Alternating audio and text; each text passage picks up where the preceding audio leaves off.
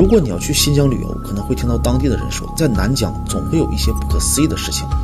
还是老规矩，喜欢玄学传统文化的，可以来我的主页粉丝群领取课程和笔记，参加免费的学习。故事呢，我们回到2015年的一个夏天，一个货车的长途司机接到了一个任务，去一趟新疆，但是因为他的经验不足啊，路程又十分的遥远。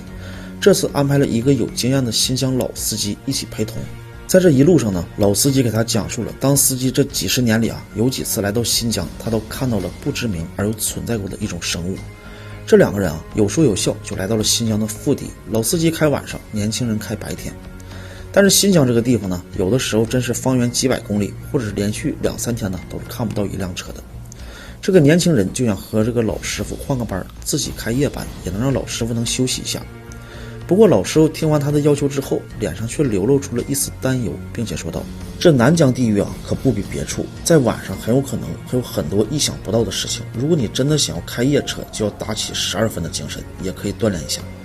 千万不要掉以轻心，如果真的遇到了一些反常的事情，记得一定要把我喊醒，不要轻易的自作主张，不然呢，我们可能把性命都会留在这里。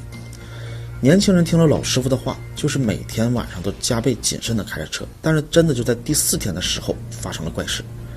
当车开到凌晨的时候啊，突然就起了雾，然后再往前开，就看到了前面有一辆汽车。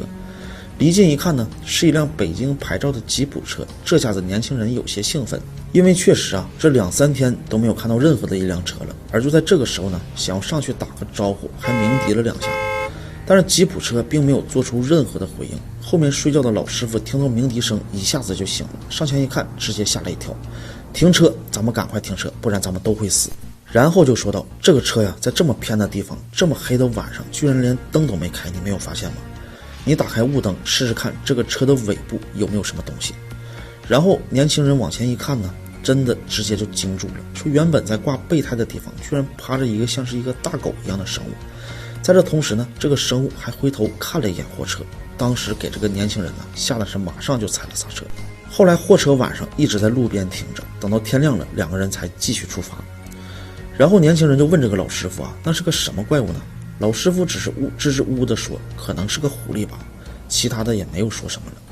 但是我们看这个故事，老师傅他肯定是有所隐瞒的，因为他一开始就说了，南疆这里的晚上经常会有奇异的事情发生，而且他还说，如果稍有闪失，我们甚至会丢掉性命。这个老师傅他一定是知道一些什么，但是他没有和这个年轻人说。在这里呢，你认为是什么呢？新疆的故事还远不止于此，我们下期再见。